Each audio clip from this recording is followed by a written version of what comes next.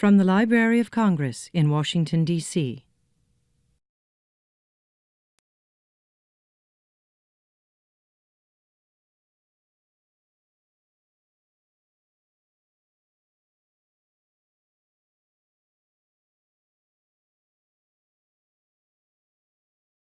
Today is Wednesday, August 7th, 2013. I'm Brent Bjorkman with the Kentucky Folklife Program.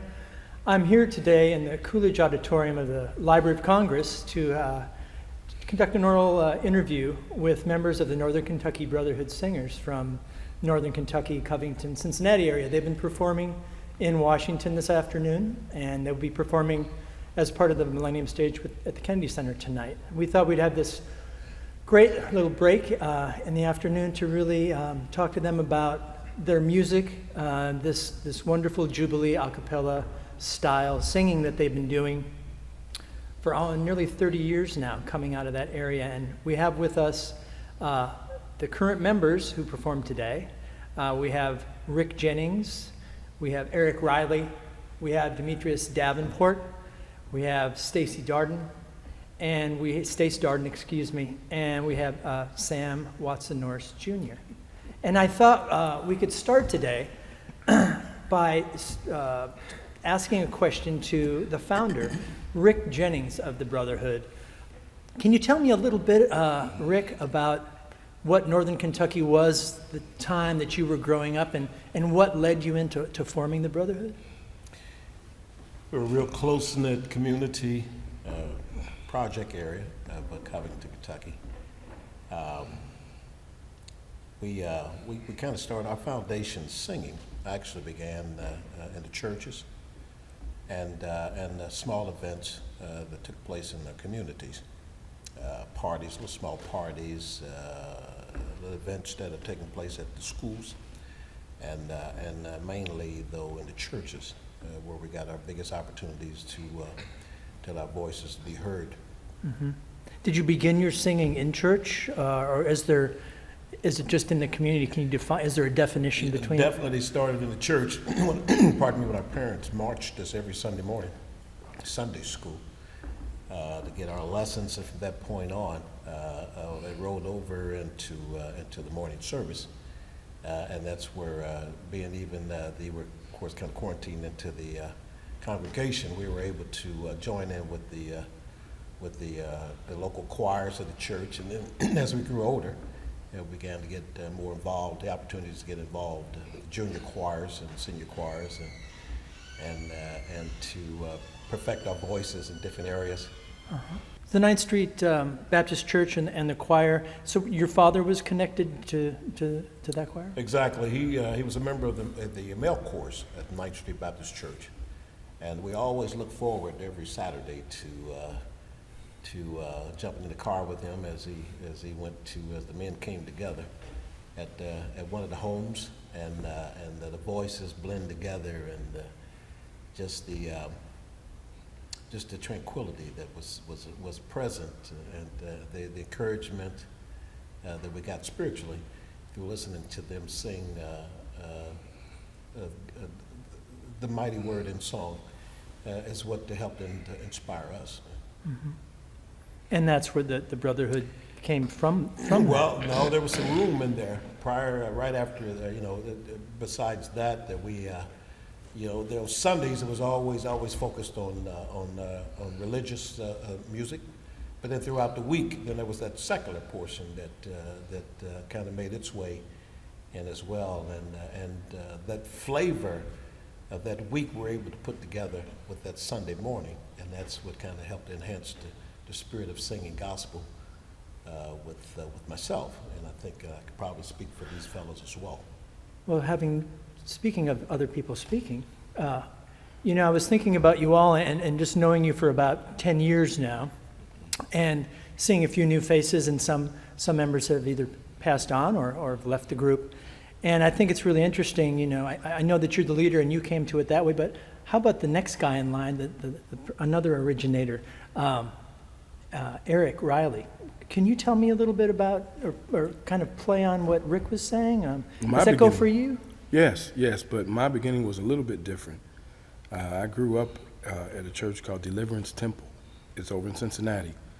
And my parents went there. My grandfather was a guitar player, as is my father. He plays the guitar.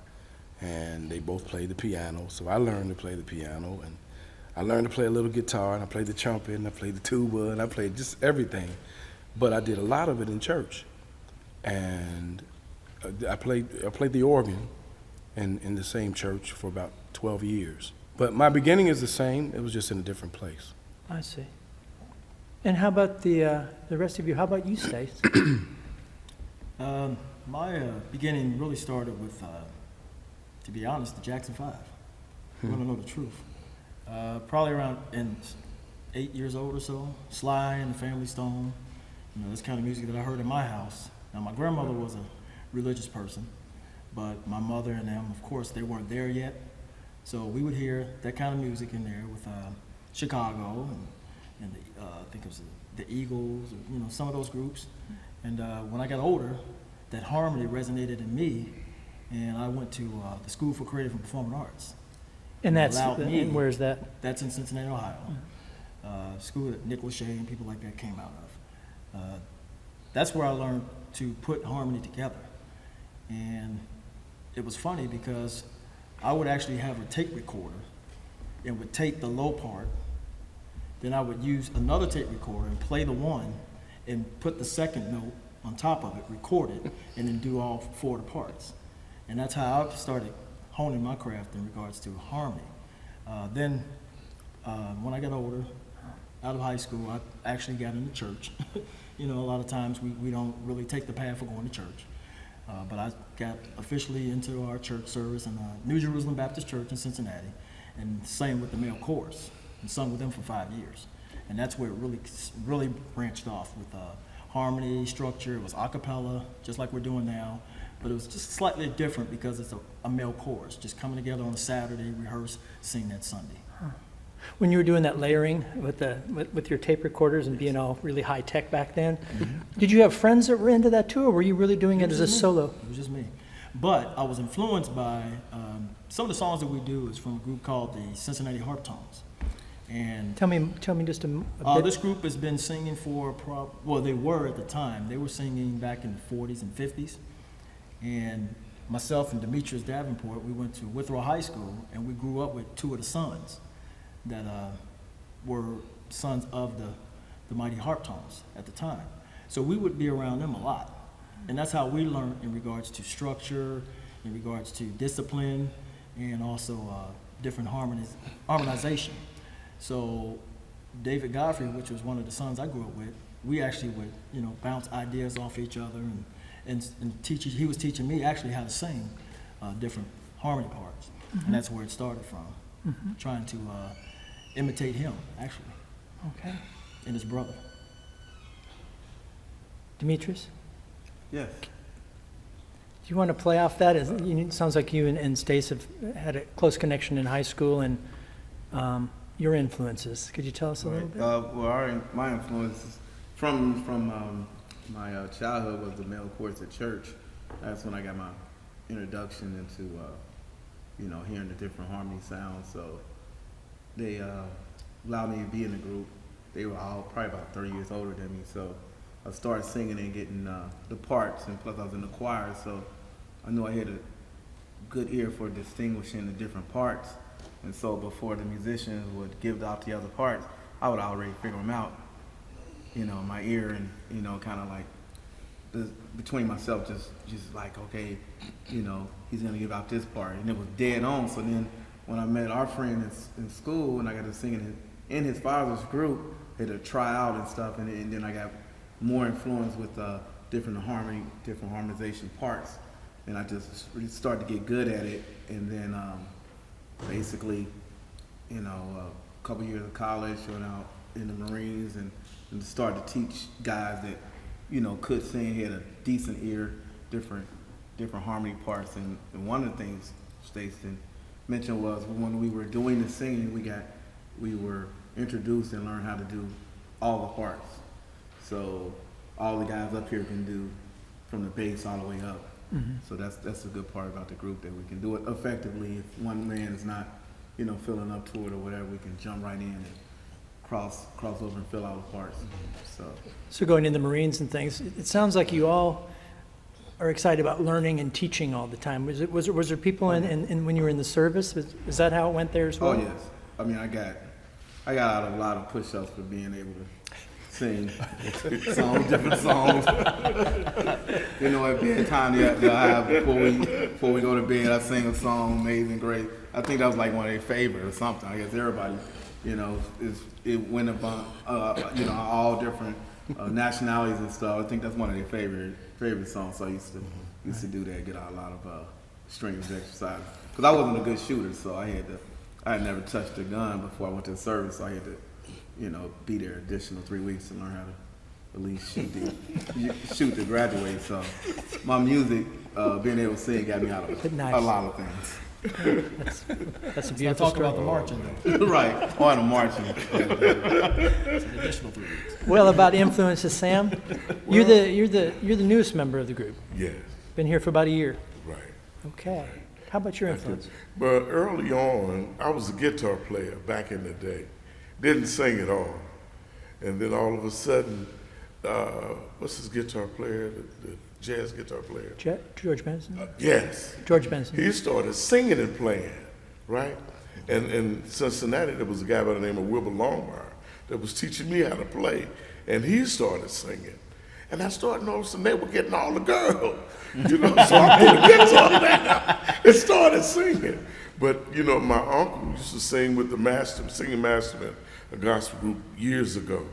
And I would be over their rehearsal just sitting there watching them, you know, so I was fascinated by the bass, but my uncle sung bass clear up to first tenor, and he could do them all effectively, but the bass is what turned me on.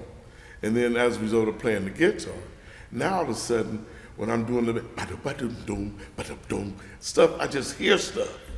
And just, God has blessed me to be with these brothers, you know, and my thing was, I wanted to be with some guys that really live what they're singing about. Mm-hmm. So I had the opportunity to come with them, and I'm like a kid in a candy store. It's an amazing blend how you do it. I was just wondering if maybe Rick and Eric, being the elder statesmen of this group, might be able to think about one of the first songs that they did together and maybe share a little bit with us and in true brotherhood style, maybe. I think one that's pretty popular now on the website is Wade in the Water. Mm-hmm. Wade in the Water, and we kind of. How did that come to you, or how did you learn that song, or was it just something you always was at church? That was one of the songs that one of the favorites in the church repertoire, church choir repertoire. Not only that, it has some strong history with the enslaved Africans that put the English hymns with West African rhythms, you know, to form their devotion to Christianity and their desire for freedom. And baptism. Yeah, right, exactly, baptism, yeah. And also they use that to communicate with one another as well. In the day when they were allowed to speak to each other in public, so they use that as a means of communications, and it's popular today. And we kind of added our own flavor to make it pleasing to the taste buds of the soul. And so. How does it sound like, and how does the swing sound? I mean, how did you turn? Why don't we give you a That'd be great. demonstration of that?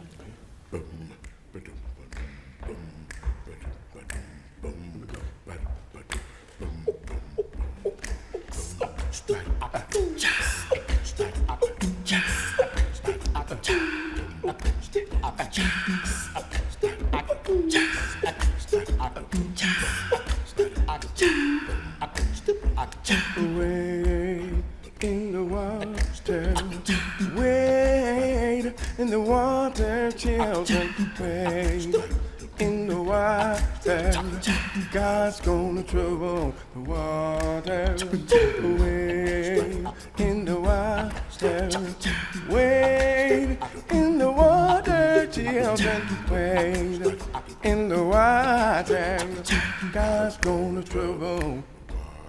Come on and wade in the water. Everybody wade in the water. Oh, wade in the water. water. God's gonna trouble the water. See that host dressed in red. God's gonna trouble the water. You know she looked just like someone that Moses led. God's gonna trouble the water. Oh, see that host dressed in white. God's gonna trouble the water. You know she looked just like the Israelites. All right, y'all. Come on and wait in water. Everybody wait in the water. Wait in the water. Come on, God's gonna trouble the water. Now the water was chilly and cold. God's gonna trouble the water. And you know it chilled my body, but not my soul. God's gonna trouble the water. And if you don't believe I've been redeemed, God's gonna trouble the water. Then why don't you follow me down to that Jordan stream? God's gonna trouble. Come on, y'all. Come on and wait in the water. Wait in the water. Wait in the water. God's gonna trouble the water. Come on and wait in the water. Everybody wait in the water. Wait in the water. God's gonna trouble the water. God's gonna trouble the water. Early in the morning, God's gonna trouble the water. In the middle of the day, God's gonna trouble the water. Late at night, God's gonna trouble the water. Everything will be alright. God's gonna trouble alright. Alright. Listen. Put your hands in the hand of the man, still through the water. Put your hands in the hand of the man, come see. Take a look at yourself, you can look at us differently, yeah. Put your hands in the hand of the man, hallelujah. Gonna trouble, gonna trouble. God's gonna trouble the water. Gonna trouble, Lord. God's gonna trouble the water. Gonna trouble, Lord. Gonna trouble the water. Gonna trouble.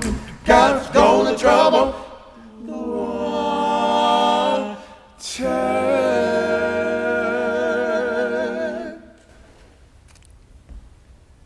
Applause, exactly. That's wonderful. Wow. And that's where the swing is. I can hear that swing. Yeah. It seems like, is that something that's something that's happening in the church? Or, you know, you with interviews before, we've done things about street corner singing and things, and that's kinds of things. And I know that, you know, early life and learning those kinds of things in the neighborhood, in the community. And I also know that Lincoln Grant Elementary is part of the thing, and maybe during times of segregation, or it was maybe a time where you could go and meet new friends, or it was a place for you to be. And can you tell me a little bit about that? If was that you, Rick? Yeah, it was a segregated school in Covington, Kentucky. That was one of the grounds, one of the rooted areas that we were able to open up and kind of spread our voices, and an opportunity to enhance the singing techniques. There was a couple of instructors there, Bill Martin, who was an awesome music instructor, and Mr. Crowder. And those guys were a great big influence, not only physically but spiritually towards us. That kind of like a hands-on, personal relationship, which you don't find very often these days in the public schools. Mm-hmm. You know, folk were a little bit more personal with each other. There was a lot of concern, care, compassion in those days. that kind of helped you, because times were hard then. And it was always good when you knew that there was an extra helping hand out there. And in the music field, that seemed to be one of the strongest areas, particularly for us. And I think it's... But if I may, they were happy times, particularly in the 60s and the civil rights movement and everything. It was hard, it was a struggle, but the community, Covington, Kentucky, it was like he said at first, it was close-knit, and it just seemed to be happier times, even though times were rough. The community is in large, or the African-American community? Or? Yes, absolutely. Yeah, you almost had to depend on one another in those days. Right. There weren't very Right. many opportunities outside the communities for folk of color at that time, in the early part of our lives. Of course, things have changed tremendously today, but yeah, everybody kind of looked after everybody. Sure. And that's what we're hoping through our music to be able to secure. And the swing that we talk about, Yeah. putting on some of the older songs, Yes. Tell me about it's, if I may, for the rest of us, I think we try to take the elderly back home and reach the young as well. We try to pull them in. You know what I'm saying? So, we want the elderly, the people back of age, to hear and be taken back with the songs, the old stuff, but at the same time, pull in the young. So we try to make it pleasing to all of them. I think I noticed that today during your performance, and we can speak to this now or later, some of the secular music you were doing, and when you were just speaking about reaching others and young, and people like you come at it from very different ways, Jackson 5 to church, but it all seems to be sacred and secular, of course, and you were doing things like Sam Cooke and a Harry Belafonte song, and even the Beatles and Marvin Gaye, but then all these songs that, because I've known you for a little while, The Wade in the Water and those types of things, so that seemed to be something is that something you're striving to do more with an audience? And maybe that leads into, how do you read an audience, and how has that developed over time? And feel free to anybody jump in. And even Sam, I know that you're new to the group, but if you want to, talk about that as well. Well, one thing that we try to do is of course always give God the glory. Amen. In anything that we do. Like Sam said, we live the life that we sing about. But we also know that there's times where people will not go into a church. They may come to a venue where it's a little bit more neutral, and we can make them aware of gospel music, gospel sounds that they may not be aware of with our style. If it takes us having to hit them with a secular song or two in order to kind of get them to feel and be comfortable and break the ice, then we feel that that's when the Lord can reach them. And a lot of times, like you may have noticed after the concert, that's when we get a chance to share Christ through our fellowship, through conversation, because people will come and they'll gravitate to us and they'll say, we like that song, or we like this song, or that song took me back, or that was my mother or my father's favorite, and then that's when we get a chance to share Christ with them. So that's the way that we gauge it. Now, other people do it different, but that's the way we do it. And we generally gauge the audience, we kind of, our songs are just put together where it's kind of reaching, grabbing everybody, and they see that we put so much work into the song, we're having fun, and even if they're kind of a little shy, but you can just see maybe halfway through it, they just more and more they get, their hands become unloose and they start clapping and kind of getting into it with you. So and to add to what he's saying, I think, in my opinion, it's a big deal to have a personal relationship with your crowd, if at all possible. Yes. Some of the crowd members may not let you in that way, but the majority will. If you show them that you care and you want to entertain them, you want them, see, when we sing something, and I think I speak for all of us, when we sing, whatever it is that I'm feeling, I want you to feel. So delivery is the key. I just, I want to, when I sing, I can't expect you to feel anything if I can't feel anything. So I'm going to try to deliver the song the best way I can, make you feel something. You know what I mean? Absolutely. And one thing that we do, especially when we're in Spain or Russia, different places, where the language may be a barrier, or it could be anything that, from past histories, from different cultures. We, like Eric said, we're about reaching out. We go into the audience. You could, like I mentioned earlier in the concert, the one thing that they could have done is give us a cordless microphone, but it would have been a dangerous thing. Tell me why. Because we would have been out there in the crowd. Shaking hands. Now let me preface that. Let me preface that because in 2009, it was our first time here, and we had cordless mics, but we chose not to go to the crowd because we knew it was being archived, and we decided to stay on the stage. But when we did the Kennedy Center, I think one, maybe two songs, we were out in the crowd, and that's typically what we do. We'll go to the top because we tell people, just because you're up there, we're going to get to you. Don't try to sit way back there and think that you're off limits. Right. We come to you, and we'll sit next to a person. Sit on their lap. We might give them a hug or a kiss, as you saw with my girl. And like Demetri said, it breaks the ice. It allows people to feel comfortable, and they feel more personal. And it's funny. A story, we went to Spain one time, and we shared the stage with a group called Accent of Praise. And they were a small subset of Mississippi Mass Choir. So of course, you got the stigma, the attachment of Mississippi Mass Choir. Of course, that's the draw. Now, the Brotherhood singers had been singing at that time maybe 15 tours and were well known in Spain, but were the second bill to this newly created group. Now, we sung first. We did our performance like we do, went out in the crowd and had a good time. Then they did theirs, and it was beautiful music. I mean, phenomenal voices.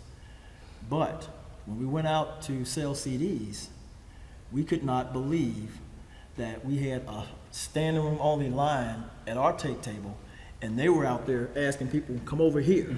I mean, it was literally, you could see them right here, and they were like, come over here. And we couldn't, understand what it was. But then our promoter said, it's because you guys went out to the crowd and you made it personal to them. See, they did choir music and it was beautiful, but they stayed on the stage. We went out to the audience and we made friends with them. And that's what we try to do every time. Does that work everywhere? I spoke with Rick on the phone last month and asking him this expansion of your international touring and having these opportunities that are wonderful. And is it always, is music always a universal language? Did you have any times where maybe where you're in a different country where you didn't go out to the crowds, or it was a different reception?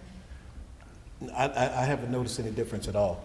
What's interesting about the European tours is the majority of the audience don't speak English. So we were curious how we got such a large response to our concerts. And they said because they feel your music. They may not understand the thing we're saying, but they feel the spirit that we're sharing. That's what's so interesting and unique about these guys is they're for real.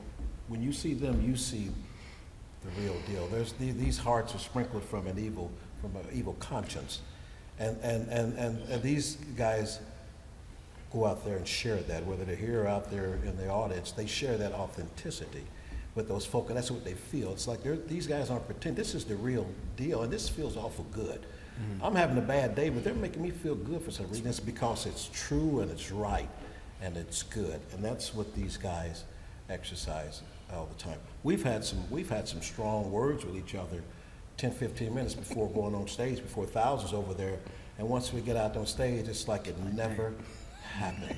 Really? That's right. Good. Yes. Yeah. Exactly. Yeah. Like it never happened. That's how these guys, As the founder, how did you, as I said before and asked you before, you had several different people that have been part of this group.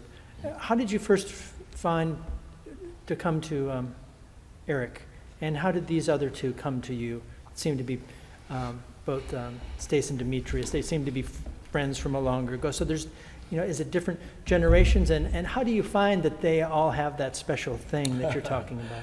Look, I can wrap that up in one word. That was a fervent prayer. A fervent prayer. The Spirit of the Lord revealed these guys to me through the communities, because they're like, these guys were different communities surrounding Covington. And starting out in 9th Street Baptist Church, when we decided to expand, because they weren't quite as active anymore with the male chorus, right there in the community, I was already familiar with Eric and his expertise and singing abilities. And he came on board, and then of course we had a couple other members originally from Covington. A couple of those guys passed away. But like I say, it was through the Spirit, through prayer, that the Lord revealed these guys. And that's the only way then that this could have happened, it was divine intervention. Sure. God revealed this and said, this, you go here and be obedient and do this, and you go there, be obedient and do this, and I'll take care of the rest. And that's how these guys were able to come together. So it covered itself, and the individual talents came together to have this common mission? Rick couldn't have done it by himself. Yeah. Amen. Sam, I go back to you're the newest. Is there a song that maybe Sam introduced to you all that you do now? Or maybe we could talk about different songs, different love of music that each person had shared, and you all brought that into your repertoire. Would that be a way to maybe share another song or two? Sure. Well, give you an example. Just take you back, or not back, but today's performance with The Trouble in My Way. And thinking about that song, and thinking about what people, we all, are going through today.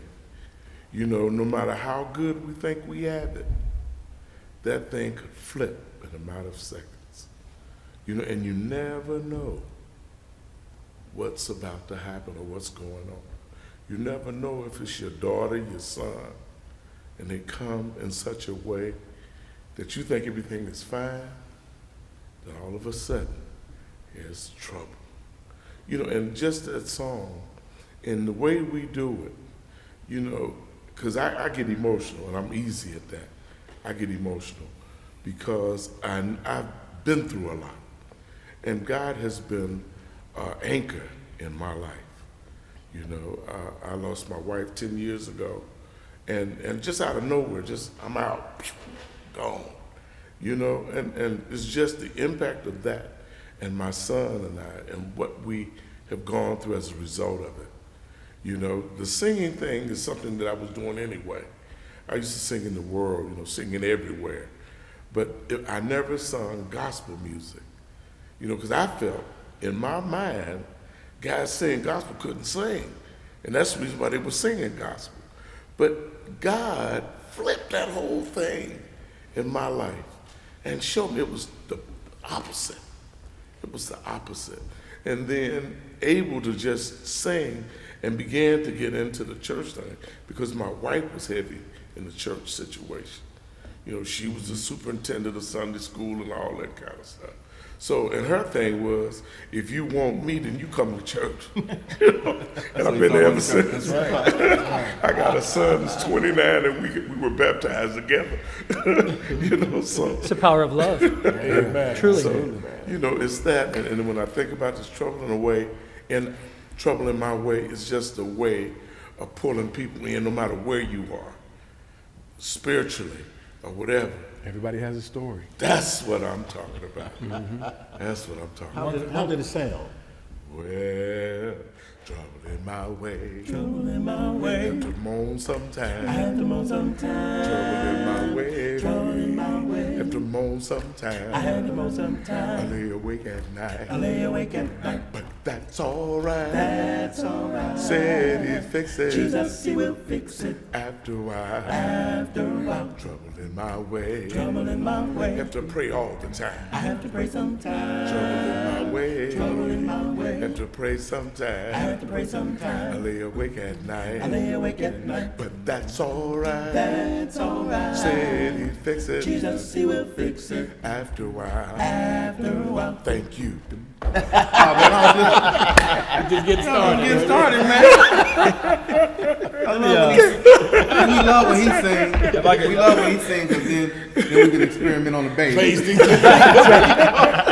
got another song? We want to feature ourselves. Let me throw something in there, Right. Brett. Yeah, stay. Let me throw something in there. One thing that gravitated me to this group is the versatility in every member. I think it was mentioned earlier that everybody can sing from a bass or baritone bass. Not a true bass, only Sam, and maybe Eric or something, or Demetrius. Well, actually, everybody but me, how's that?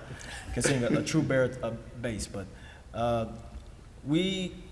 if you notice in our concerts, we make sure that everyone is featured at one particular time and try to do it twice. And that's what we did today, to let people say, well, I may be a bass singer in my shower at home, I may not be someone that's popular and singing, in front of thousands of people, but I sing bass.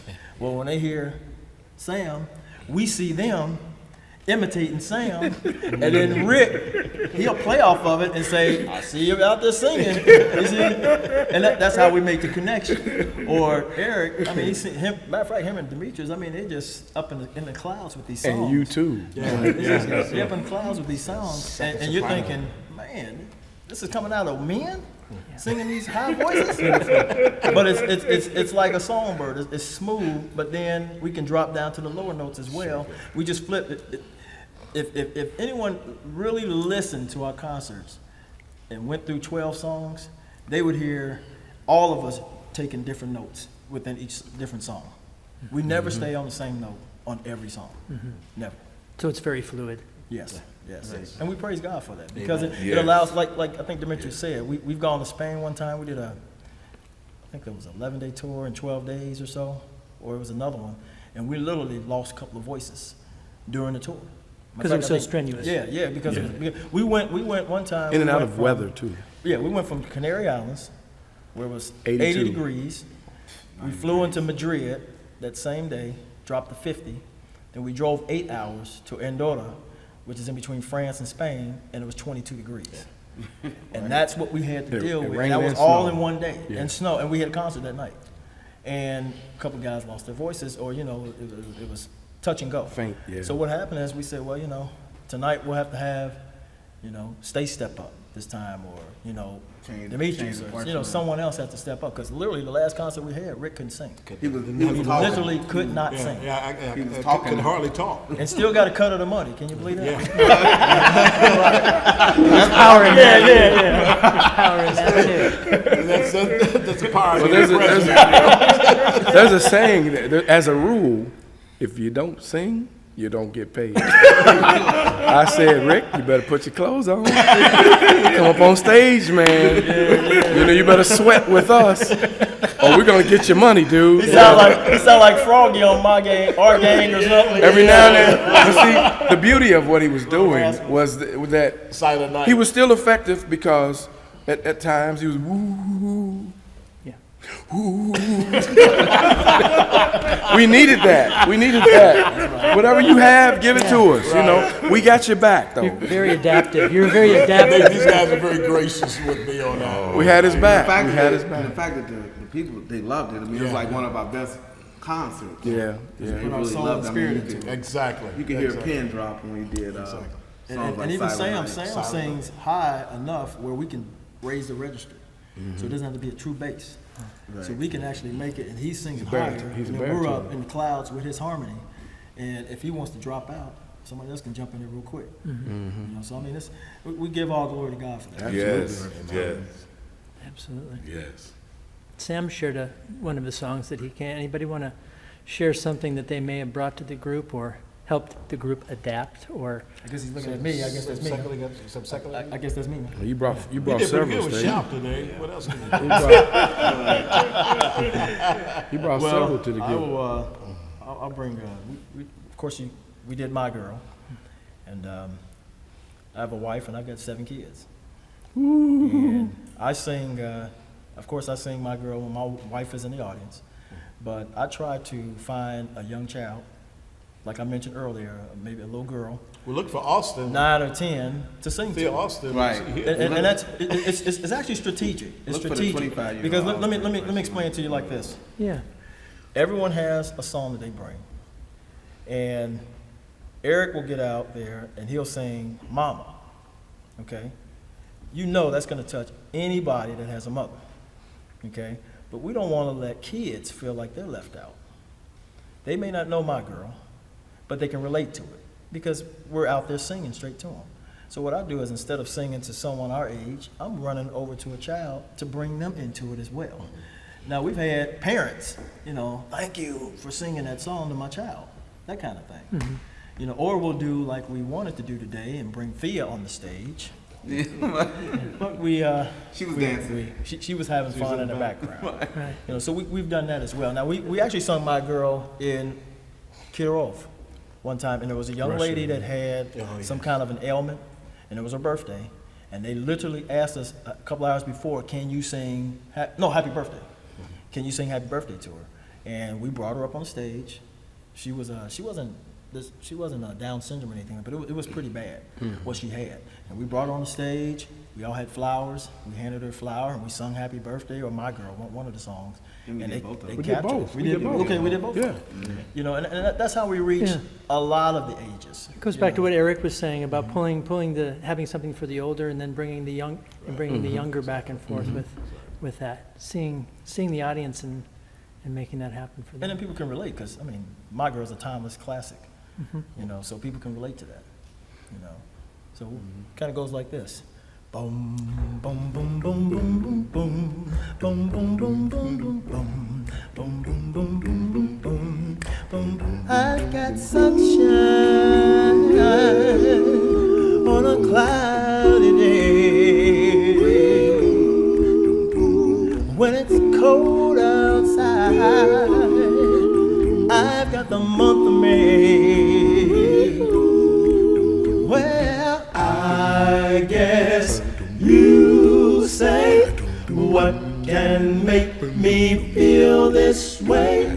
My girl, my girl, my girl. Talking about my girl, my girl. I don't need no money for channel fame. I got all the riches, baby, one man can claim. Well, I guess you say, what can make me feel this way? My girl, talking about my girl. That's it. That is it. We thank the Temptations for that one. That's great. We thank the Temptations for letting us sing that song. How about you, Demetrius? What about a song that you brought to the group, or something that? He just introduced this one to us. We haven't performed it. You haven't performed it. That'd be great to. Tell me the song. The song is by a group out of South Carolina called the Williams Singers, and what we did, I listened to them. They came to a convention in our city, a big gospel convention. I heard the song, and then I was like, wow, I love that song. Then I heard how they put it together on YouTube, and then I brought it to the guys, and then they added their own flavor. So they learned it probably in about 10 minutes. So it goes something like literally 10 minutes. You know that I feel like traveling home, heavenly home so bright and fair. I feel like traveling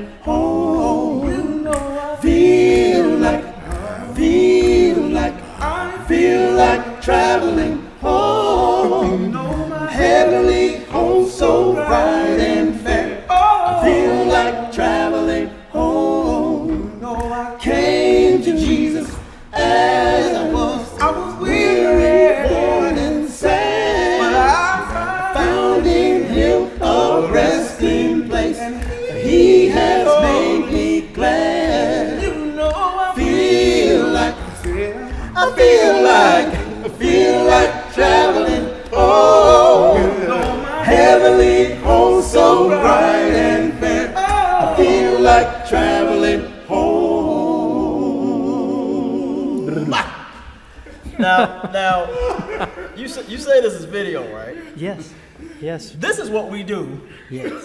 when we know we messed up on a part, or if we got a part that we've been struggling with. We in the middle of the concert.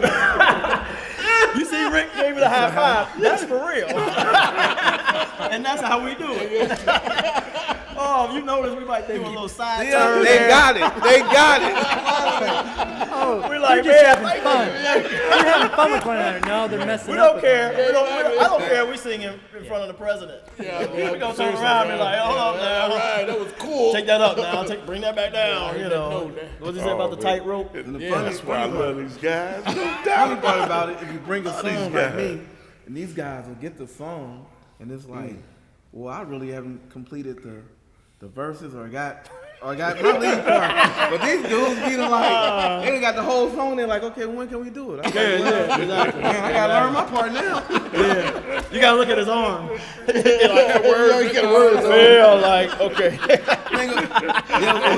There was a funny thing. I had sung at a wedding, and we were going to sing at a wedding. So it was my barber. Her daughter was getting married, so she had me to sing the song. But I knew that Eric already had known the song. I was trying to get out of it, but she said, "No, I want you to sing a song, and I want this other song." So I had Eric to help me. Well, I didn't know the song, so what I did was I didn't want to tell the lady no, so I spent half the day writing it on my arm. The song.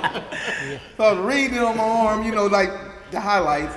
And the lady, her mother, she thought it was so hilarious. She has it in the barbershop of my arm and the words on there over the mirror, so everybody can see. So anybody asks about this, they're associated with me. So it's like You thought that was passion, right? You thought that was like he was doing all this, but he was like, right. But they spoil us because when we go to other churches and we get involved in other events that we don't have that support of them learning. Now we actually have to be teachers of what we do. So that's the good part. We think, you know, these guys are so great is that when we don't have that in the community, when we're going back to our teaching, so we have to, assert ourselves collectively like, okay, I got to start from, step one through all the other steps to get to guys or mixed females. He works with he's in the praise team. He works with a mixed female. And Tell me about that, Eric. I think Rick was saying when I asked you about Lincoln and just about there was a solid base that was really needed, and you grew when you were singing with some of those people during that time. Right. I think it has to do with teaching and taking things in and giving things out again. And can you tell me a little bit about what Demetrius was talking about your teaching? Well, I think first, we've learned from each other. We've learned so much. When of course, Rick already knew what he was doing. He was already out there doing his thing. And when Stace and Demetrius came in, we like having fun and gelling with each other and learning from each other. And Rick and I also taught. We taught a class, vocal class in Covington. Tell me about that. It was at the Frank Duvenet Cultural Arts and Cultural Center, and we had a group of kids. We had a good time. Every week. Well, twice a week. We met with them like on a Monday and a Thursday, and we buy snacks and stuff. We meet with them for about an hour and a half, and we let them bring songs in that they would want to sing because the stuff that we sing is old for the most part. They probably wouldn't be interested unless they heard us collectively singing them. And so we started to teach these kids, and now We don't anymore. We don't teach there anymore. I don't even, is it still open? I'm not sure. Yeah, they don't have the classes. Okay, set classes. but we're not doing that anymore, but a lot of times some of the kids, we'll see them sing the national anthem somewhere and they'll remember us, and it's gratifying, you know, to see them, some of the kids that we've worked with. And these were mostly troubled kids. Yeah, in the yeah, neighborhoods we yeah. brought in. And we got to the point to where their parents were beginning to come in. They were having problems, but they came in and found the peace in singing as well. So we were able, kind of like the concerts, we were able to reach into the oldest to the youngest. And that's the same way those classes where we were able to reach out and to share that experience with those folk, give them something, some sort of hope, some areas of hope. Let me expound on that. There was an opportunity before me and Demetrius and Sam came in the group. These guys would go to West Virginia to the Davis and Elkins College, and they would teach for a week Augusta. at a time. This was probably, 7, 8 years ago, maybe even longer. I think a little over there. Because of that experience of them going to teach, we now we were given an opportunity when we go home Saturday to go to Elkins College to open up for Ralph Stanley. And I mean, they literally said, we want the Brotherhood singers to come and open up for Ralph Stanley. So I mean, this, you know, God really, nothing's by happenstance. I mean, it's all ordained, and we know that. But for something like that to happen, I mean, legendary bluegrass country, you know, artists like Ralph Stanley, and they're asking us to open for them, it's just a blessing. And it's all because of their relationship. And see, we pride ourselves on how we carry ourselves. You know, I mean, we cut up and we have fun and everything, but we're about seriousness and we're about business. Yes. You know, I mean, we have fun, but when it's down to making this thing happen and happen the right way, where people respect what we do, we're serious about that. You know, but then once we get here, we act just as silly as anyone else. I mentioned how we've learned from each other, and I didn't mention Sam. And the reason I didn't mention Sam crazy. Sam's crazy. Let me tell you something. Sam. Started with the hot sauce. Sam. But is it a good crazy? Absolutely. Absolutely. Little bottle. A hot sauce. He's the best guy, man. The best guy you'd ever want to meet. He's crazy though. Now, we're in concert, and we always like to give him his little space because he turns into a bass player for real, and he does his thing when he's hitting himself. He's bruised up by the time we get to the hotel. He's hurting right now. He's laughing, but really it's pain. Yeah, right. Don't tell them to lift the shirt. So a longer tour is really brutal for you. Oh yeah. We learn from Sam as well, though. We learn from Sam. We learn how to not hurt ourselves. I mean, you start bandaging yourself up before the concert. Preventive maintenance is what they call that. You know, so these guys, when they told me, Sam, just be you. I said, you sure y'all, you know what I'm saying? He brings a different energy. He brings Just a different be energy. you. Don't add nothing, don't take nothing. Just Yeah. be you. And I'm like a kid in a candy store. He climbs into the songs all right. We love it. That's for sure. To be the elder statesman of the group. I mean, he got so much energy. Yeah, sure does. He makes me say, I got to catch up to him. Yeah, right. That's right. But then, after the concert, he's going to sleep. That's all there is to it. like No, we're talking about in the car. On the way back to the hotel. Yeah, I'm talking The about hotel's 5 minutes away. We sleep 2 minutes into the drive. Matter of fact, you got a stretcher, we can carry We it were out. flying out here, and we all take bets to see how many minutes it's gonna take to go to sleep. The thing, I had like 7, I think, stayed here. I had 5. It was about 4.5. The plane hadn't even taxied just said he yet. backed out. I Yeah, was he's talking already to him, gone. man. His head is already gone. To me, you all seem so grateful and blessed. Oh, we are. And you share that. You share your blessings through music, and I think one of the things you've wanted for your audiences is to share both, to have that energy flow back and forth that way in your ministry. And is there anything that you would love to have the Northern Kentucky Brotherhood continue on, or is there something? Do you look into the future? Do you, as you just continue on this journey? And is there anything more that you want or need? I'll say that we don't see an end. Okay, we don't see an end to this. It's out there. We're just going. I don't see it ending. Maybe I'm right. Am I speaking for everybody? Well, I mean, I don't see an I end. agree. The thing about this group that I learned is that you don't get kicked out of the group. You die You out of the group. leave You die on out. your own. There's no, 27 years, and there's no, we had to get rid of you. You get rid of yourself. Right. And we've had guys that have gotten rid of themselves and have come back.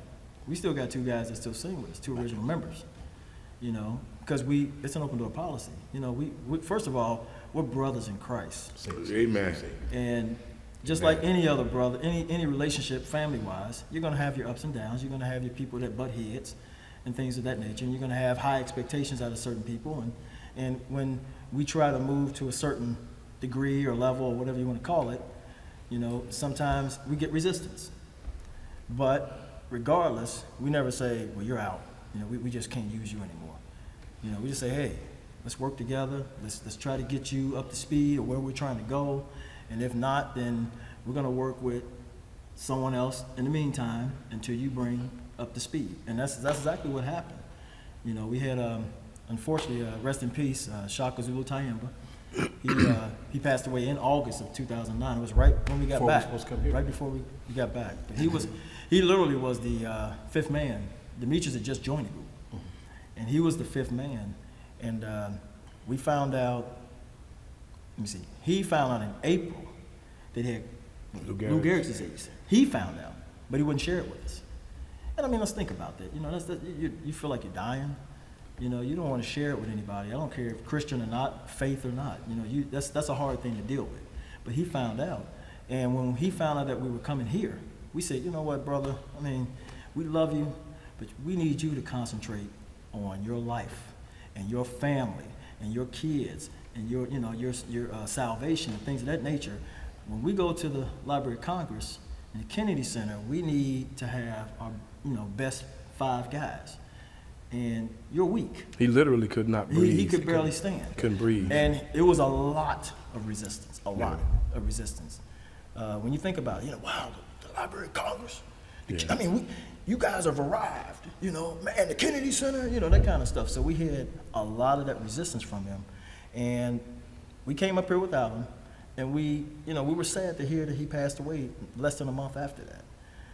And as much as we tried to reach out to him and minister to him in fellowship and brotherhood and praying for him, he wouldn't allow us to do that. And we regret that. So we make it an effort now to say, there's something going on, man. Let's talk about this. Let's get this out. Let's pray about this. Yeah. Because we're brothers. We need to be our brother's keeper, and we need to, continue to uplift Christ and also push for them to know that we love them. That nothing that we're doing is to kick, push anybody out. It's to help them, especially with their spiritual walk, and us as well. I think you've explained a lot about the success of this in what you just told me, what Rick had started from the very beginning, about how nobody's kicked out, and you all just grow together in God and in talent and in change over time.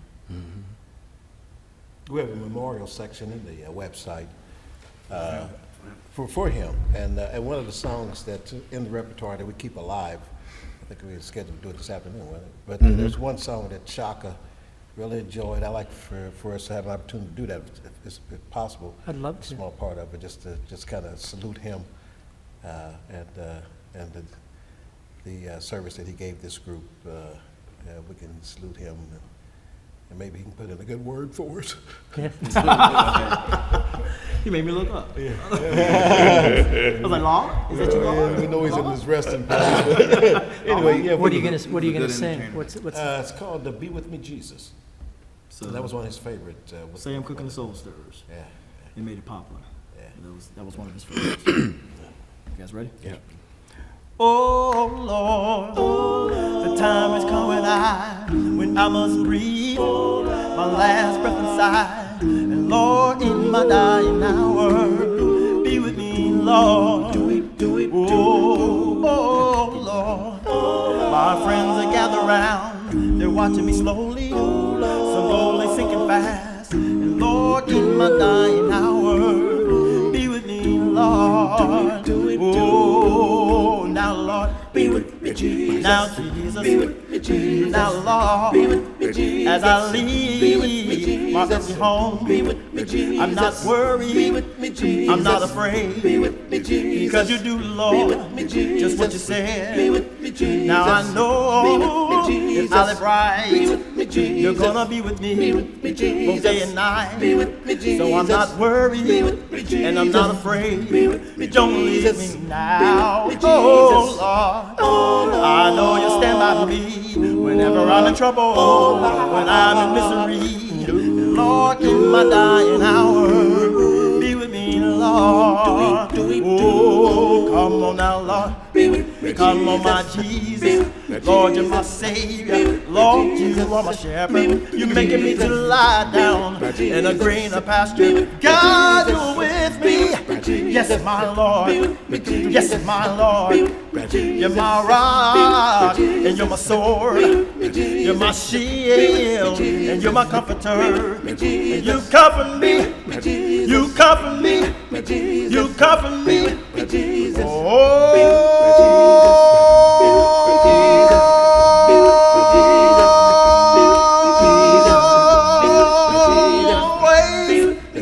Always. Oh Lord, I know I can always depend when I call you. And Lord, I can trust in your word. Lord, in my dying hour, be with me, Lord. Do it. Oh, yeah.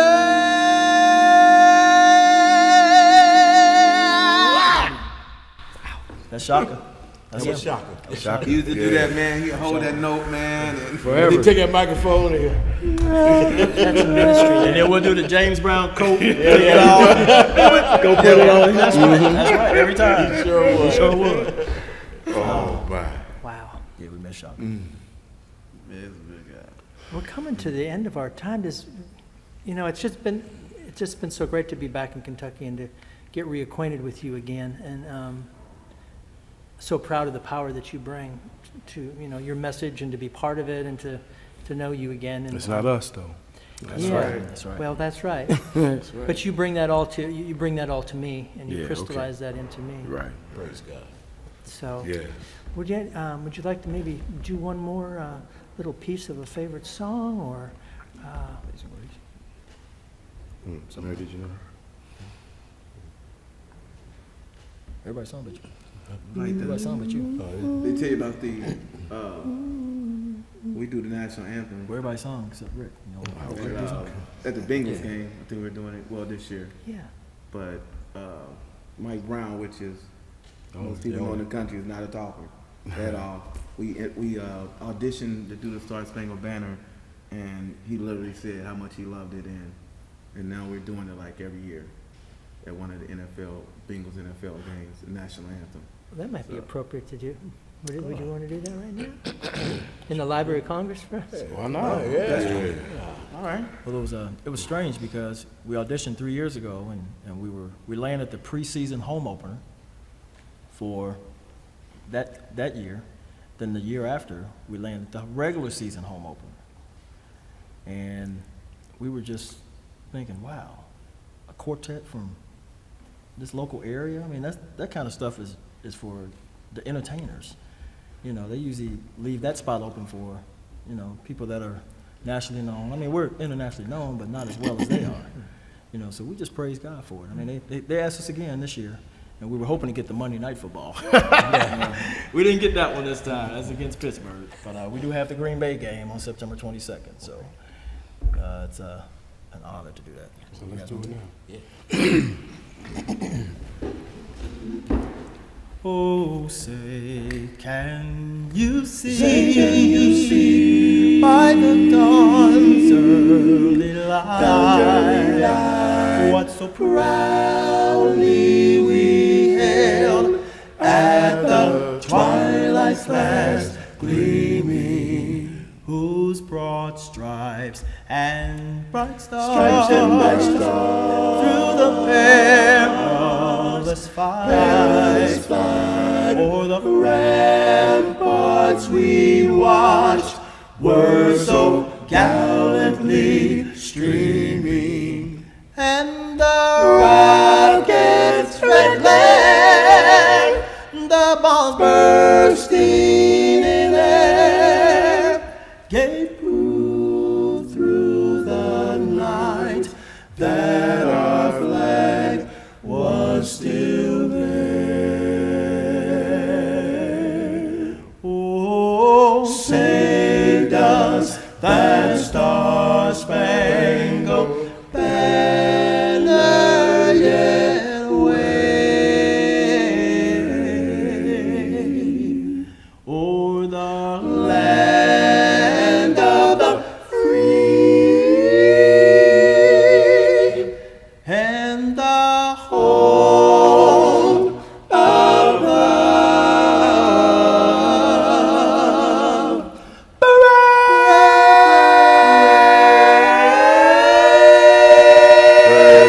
brave.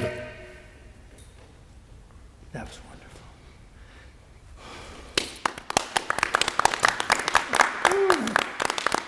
Gentlemen, on behalf of the Library of Congress and the Kentucky Folklife Program, it's just been a treat to be here with you this entire day, to be here with you for this interview and have you share your praise music and your a cappella style, and to be guys from Kentucky. Thank you, Likewise, thank you, likewise. thank Thank you. you. It's a We joy. appreciate you all too. Thank you. Pleasure. You want to also Pleasure's thank all. Bob Gates, who was Absolutely. director of the Kentucky Folklife. For so many years. Yes. Yes, sure was. He was very instrumental with us. Sure was. And Thea Austin, who's super cool. Yes, super cool.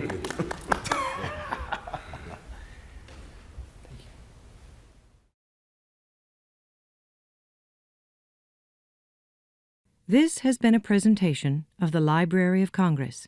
Visit us at loc.gov.